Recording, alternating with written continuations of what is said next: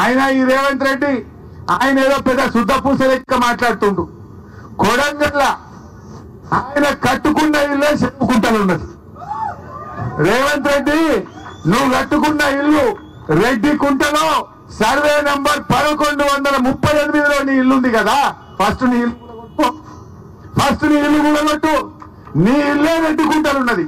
నీ తమ్ముని ఇల్లే FTL ఉన్నది. నీ తమ్మునికో రూలు, నీకో రూలు, గరీబులకు ఒక రూల్ అని నేను అడుగుతా ఉన్నా. ఇదెక్క న్యాయం?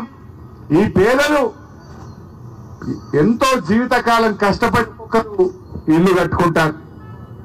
ఇందాక ఒక ఇద్దరు పాపం, ఒక అమ్మ మిలిటరీ అని చెప్పింది, సరిత అని, వాళ్ళ భర్త పేరు సుభాష్ ప్రసాద్, మిలిటరీలో పనిచేస్తాడని చెప్పింది. ఇంకొక ఆయన చిరంజీవి కూడా నేను మిలిటరీలో రిటైర్ అయ్యానని వచ్చాడు. అంటే వాళ్ళు పాపం దేశాన్ని కాపాడారు. ఈ దేశాన్ని కాపాడడం కోసం దేశ సరిహద్దుల్లో వాళ్ళు పనిచేసి కంటికి రెప్పలాగా ఈ దేశాన్ని కాపాడిన సైనికులు తమ ఇల్లును కాపాడుకోవడానికి ఇలా తనలాడుతున్నారు. దేశాన్ని కాపాడిన వాళ్ళు తమ ఇల్లును కాపాడుకోవడానికి రేవంత్ రెడ్డి ప్రభుత్వానికి అప్పీల్ చేస్తున్నా కూడా ఈ ప్రభుత్వం కనికరం లేకుండా మాట్లాడుతూ ఉంది. ఎంత దుర్మార్గం! ఇలా ఇందాక ఒక మిత్రులు మాట్లాడుతూ, హసం గారు అనుకుంటా, ఆయన మాట అన్నాడు, నీ ప్రభుత్వం యొక్క జీవితకాలం 5 ఏళ్ళు, కానీ మా ఇల్లు అనేది జీవితకాలపు కళ. ఒక కుటుంబానికి, ఒక కుటుంబం యొక్క ఒక జనరేషన్ కళ. నీ 5 ఏళ్ల ప్రభుత్వం మా జీవితకాలపు కళను ఎలా కూలుస్తారు, నీకు హక్కెక్కడిది అని చెప్పి హసం గారు విశాల్ నగర్ నుంచి ఆయన వచ్చి మాట్లాడారు. ఇన్ని విన్న తర్వాత కూడా రేవంత్ రెడ్డి గారు ఎందుకు మూర్ఖంగా ప్రవర్తిస్తున్నాడు? చేయడానికి చాలా ఉన్నాయి. నీ ప్రభుత్వం ఎన్నో హామీలు ఇచ్చింది. వృద్ధులకు 4000 పెన్షన్ ఇస్తా అని మాట ఇచ్చినవు, గా పని చేసే ప్రయత్నం చేయి. దానికి డబ్బులు లేవంటుండు. రైతులకు 7500 రైతు బంధు ఇస్తా అన్నాడు, గా పని చేయవా అంటే దానికి డబ్బులు లేవు అని మాట్లాడుతున్నాడు. మహిళలకు 2500 ఇస్తా అన్నాడు, ఇంకెప్పుడు ఇస్తావు రేవంత్ రెడ్డి అంటే డబ్బులు లేవు అంటున్నాడు.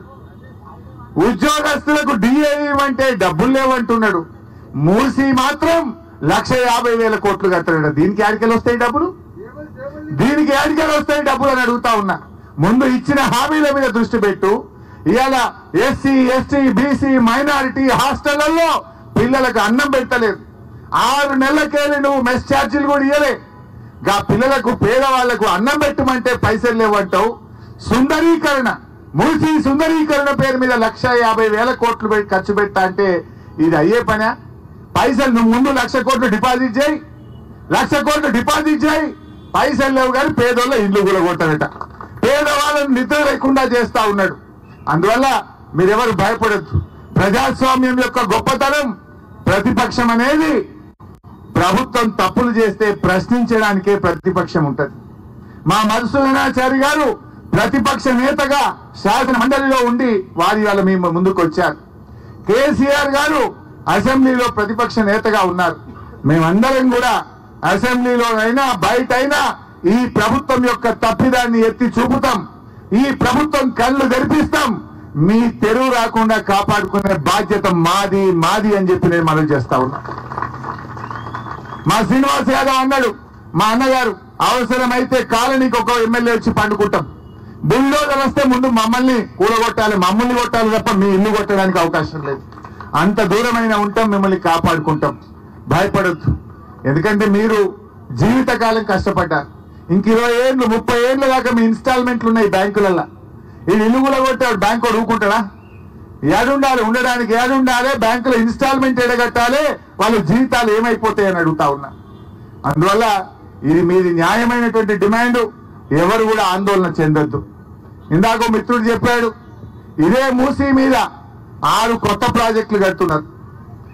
40 50 అంతస్తుల అపార్ట్మెంట్లు కడుతున్నారు. మరి రేవంత్ రెడ్డి ఈ కట్టుకున్న పేదోళ్ళ ఇళ్ళకేమో నంబర్లు వేస్తున్నావు.